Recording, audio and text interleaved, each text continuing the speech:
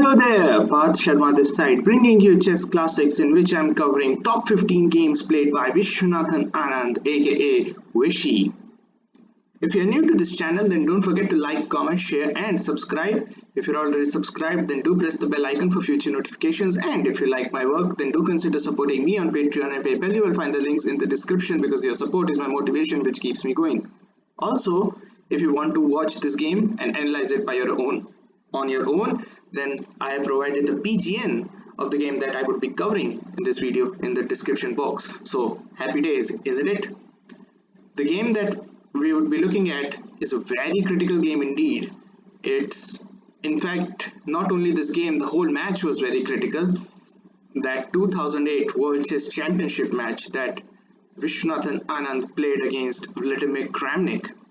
Well, before this match there was a big history that in 2006 there was a unification match when FIDE champion Vasilin Topalov played against Vladimir Kramnik, and there was a disgusting, I would say, controversy which was created by Topalov's team, the denial of team, and that toilet gate incident. Apparently what would have had happened, I do not know, but Topalov accused Kramnik of cheating while unusual visits to the washroom, and Danilov reported it to the FIDE authorities, and rest is, we all know, but we don't go into that.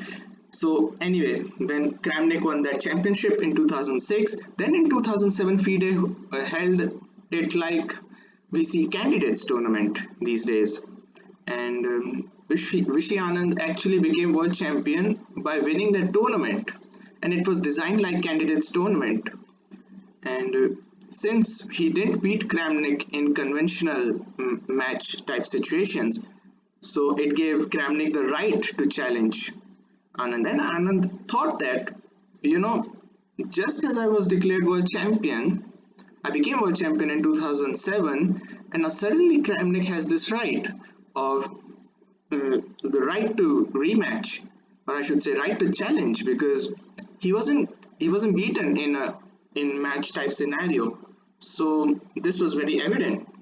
And in 2008, just after a year or probably the next year, they played again, and to Kramnik's surprise, Anand probably in the first time opened with pawn to d4, and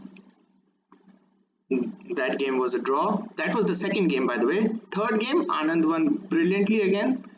Fourth game was another draw, and now we would be looking at the fifth game of that championship. So this is the fifth game. Kramnik is white, and as you can see, Anand is black. So I have flipped the board so that I can see you Anand's side. Well, if I have time, that I would cover Kramnik's games as well. If I have time, and in that you would see Kramnik's side. So I've taken 3.5 minutes by now, so let's continue the game 5. And by the way, Anand was leading a point, and he won with black pieces in game 3.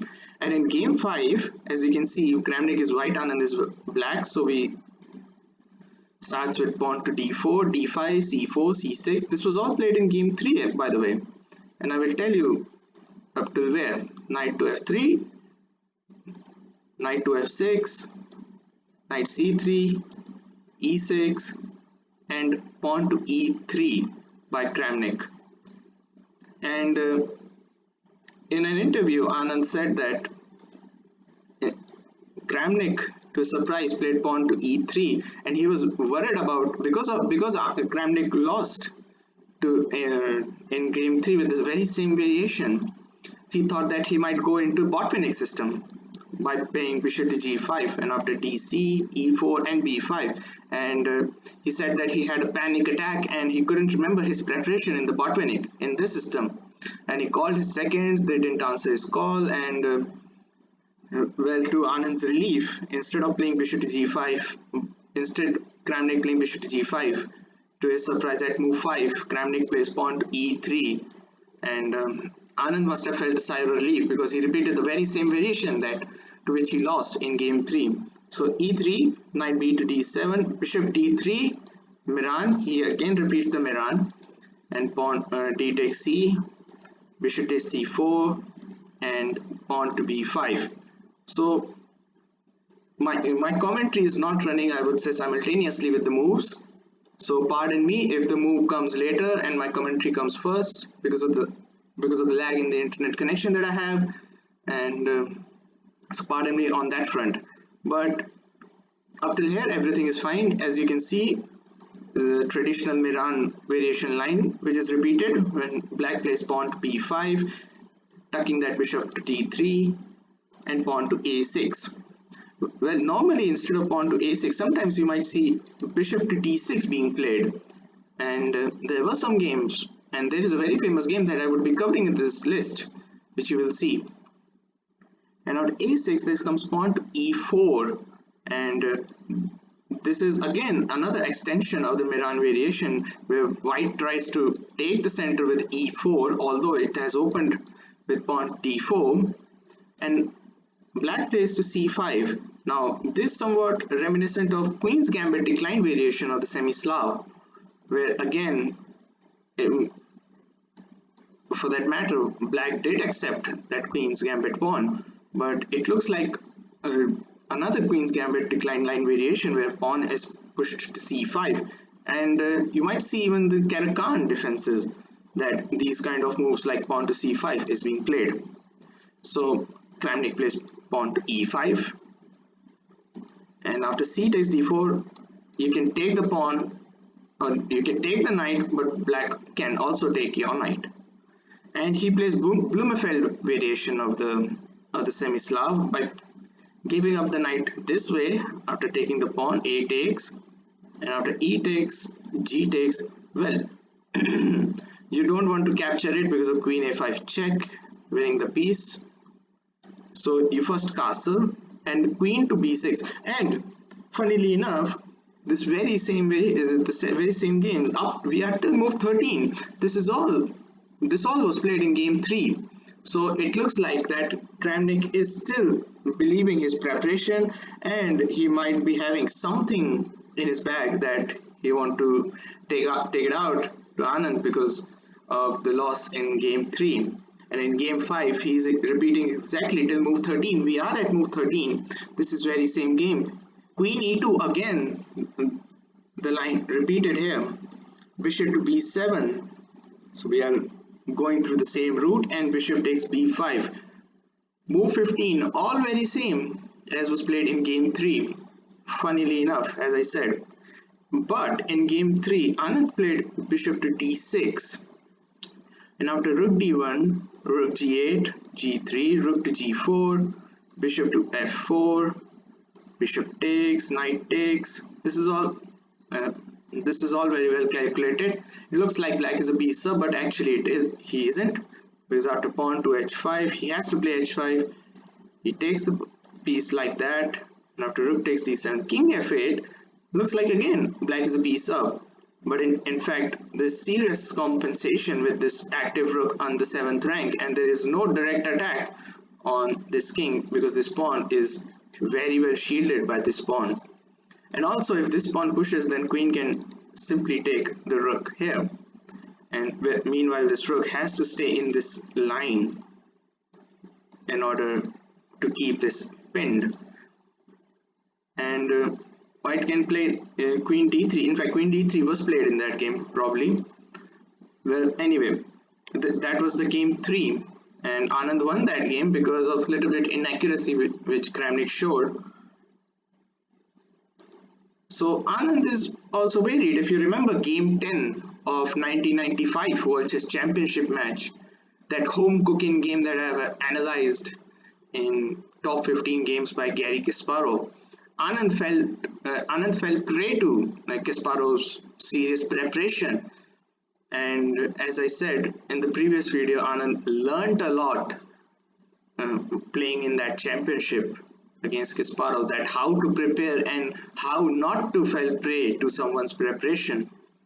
Well, Kasparov prepared that idea, I think probably round about in move 14 or 15, that bishop c2 knight b3 idea, sacrificing the rook on a1. I will be tagging that at the right hand corner.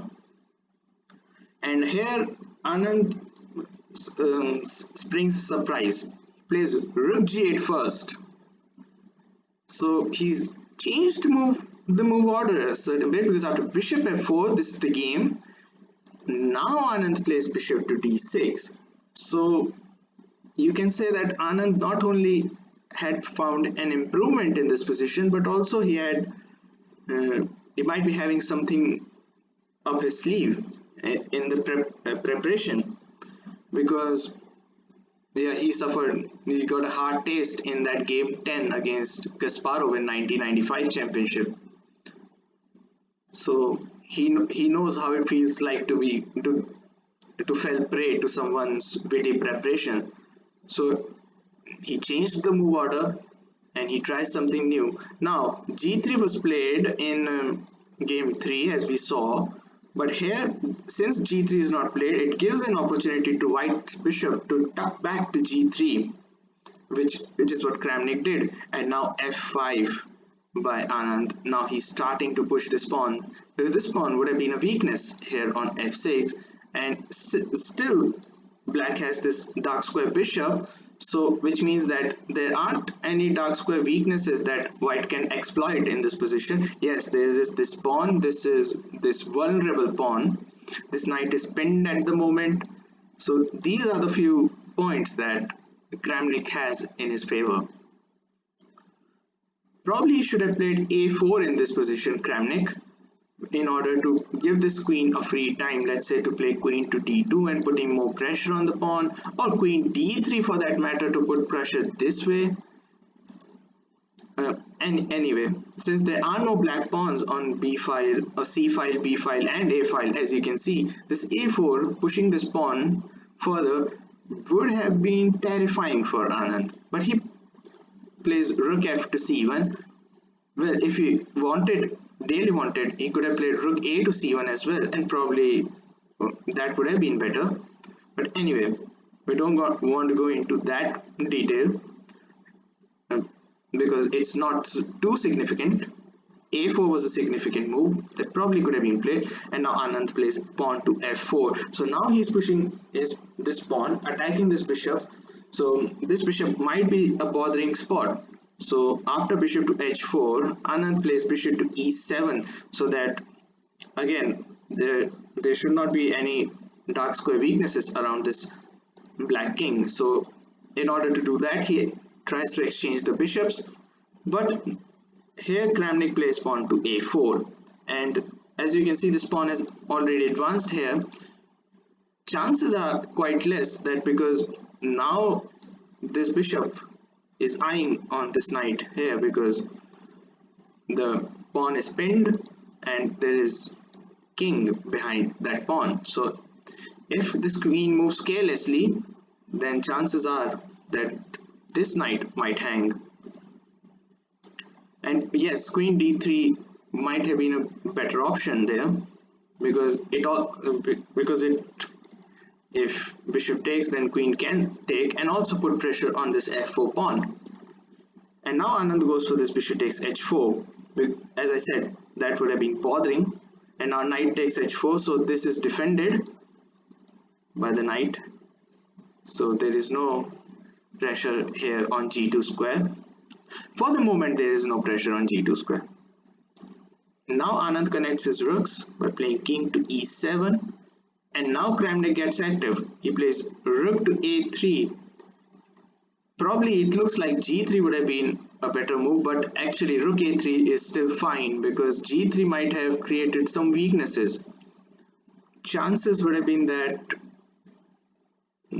this long diagonal open for this bishop, then this queen, if it comes to any of these squares, let's say d5, not if it comes to this square, not any of these, then chances are g2 and h1 might be prone. And if you play g3, then pawn takes can create a lot of weaknesses, and if this takes, then d3 would come with check, because this is on still in queen's diagonal, this king, this white king, and that could turn very risky. So understandably, Anand, after connecting his rooks, tries to simplify the position by exchanging rooks. After playing rook a to c8, Kramnik obliges, and now there is danger at the back rank, as you can see. So Kramnik plays back his rook to a1 to defend the back rank.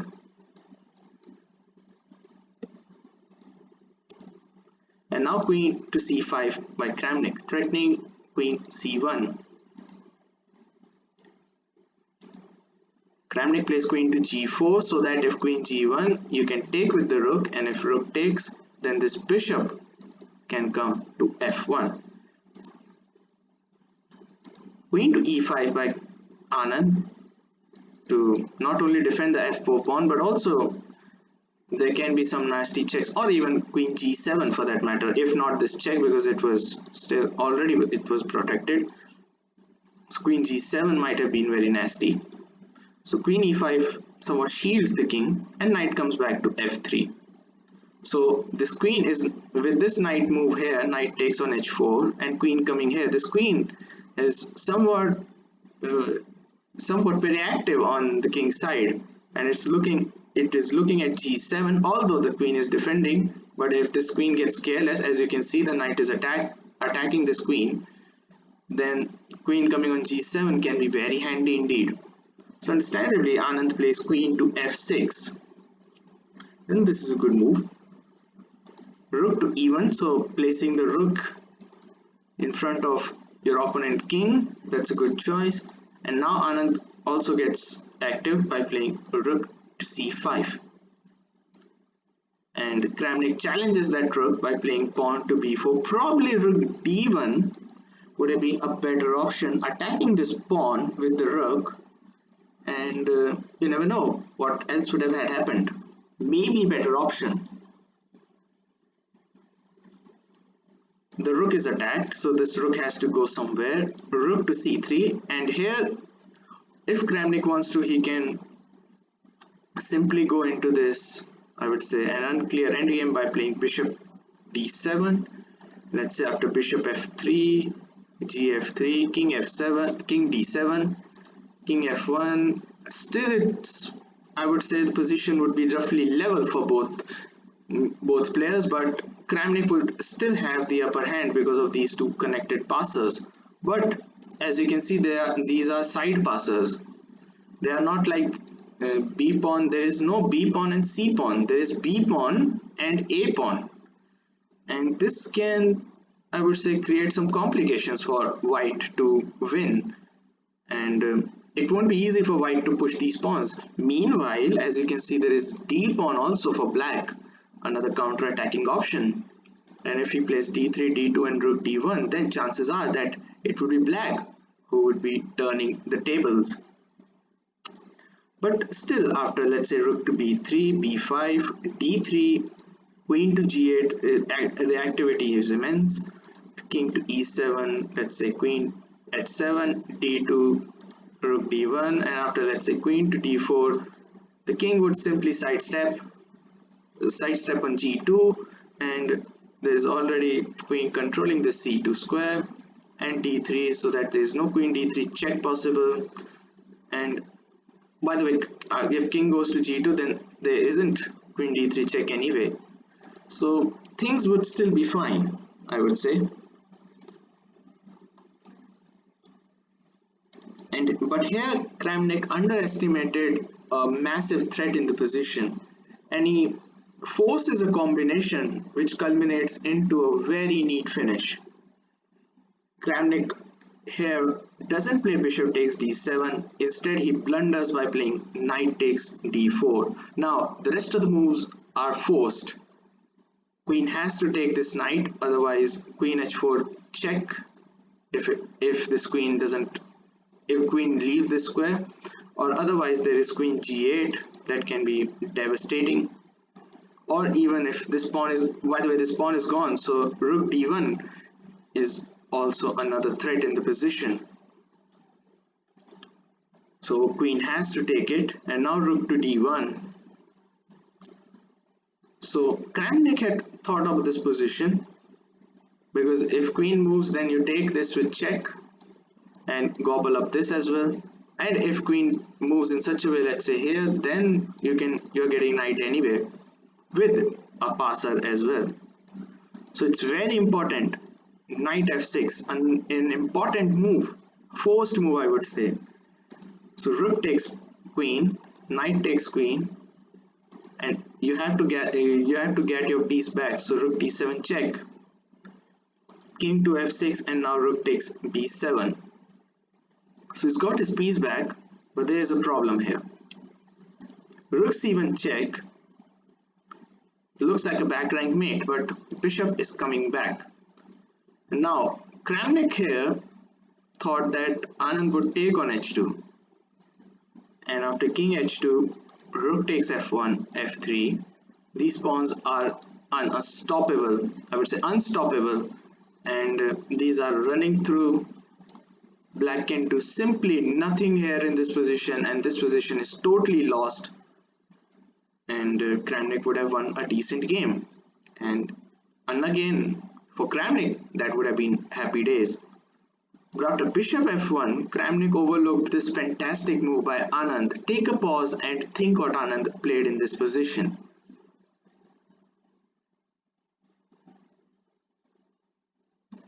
Well, if you found it out, that's brilliant. And if you enjoy the show, knight to e3. Superb move indeed. And now black is totally winning, and white is totally gone in this position. There's absolutely nothing that white can do in this position. F takes e3, F takes e3, Kramnik resigned the game. Whew, very tough loss. Threat, f2, and the bishop, since it's pinned, the bishop is going. And this pawn also stopping king f2, which means this king isn't coming out. And this was disastrous for Kramnik. And Anand said that these are the positions where you can empathize with your opponent, because we all have done something very similar to this. So we all know the horror show in our opponent's mind. And as you can see, there is no hope at all. Kramnik can give a last try by playing rook to c7, but I'm afraid this is a free rook. And after g3, rook to c1, the bishop is again pinned, it cannot move. And if king g2, f2 can actually trap this bishop. And well, you cannot play f2 right now because then bishop takes, but instead of f2 you can play rook to c2 check. And after, let's say, king to f3, rook f2 wins the piece.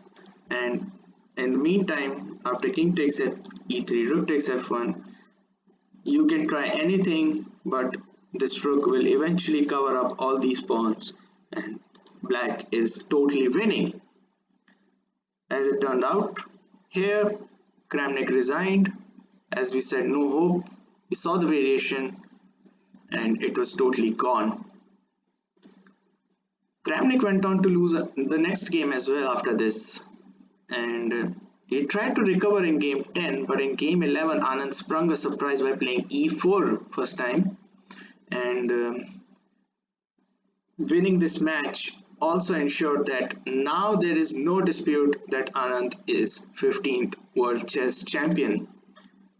So this game was very important for him, and understandably, or I should say, it is justified that it stands at number 6. So that's number 6. Tomorrow I will be bringing number 5. I hope you liked the video. I hope you liked my analysis. Thanks for watching. Stay safe. Cheers. Bye.